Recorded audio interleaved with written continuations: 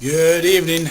Um, had a speaking engagement today at the Ocean Shores. It's on the Pacific Ocean here in Washington, right on the ocean beaches. And I was excited to come and do a speaking event, and got to bring the family. We're staying overnight and hanging out. We hung out tonight on the beach and play tomorrow on the beach and at the ocean. And it's at a casino. And after I got done speaking, I realized we were going to eat supper, and of course it's buffet style. And I kind of recognized some things tonight. And I was looking around the buffet, and it didn't look like people were excited and happy to be eating there. A lot of the people were sad.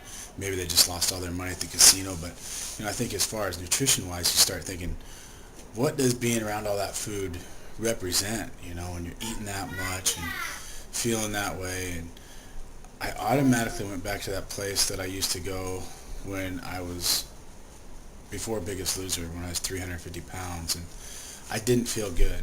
I controlled myself, and I did really well. I'm happy with how I ate, but the feelings that came out from being in that environment just were horrible.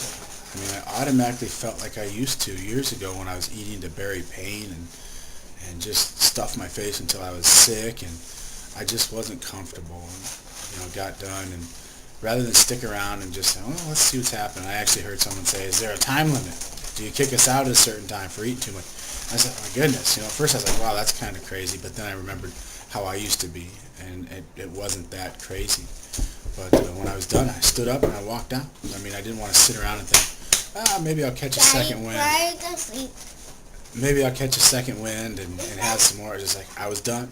Then I left, and I came up, and I felt pretty good, and went and played on the beach with my sons and my wife, and had a great time, burned off some calories. But it was really strange to have those feelings. I haven't had those in a long time, so I was glad I recognized them, but I didn't like how I felt at all.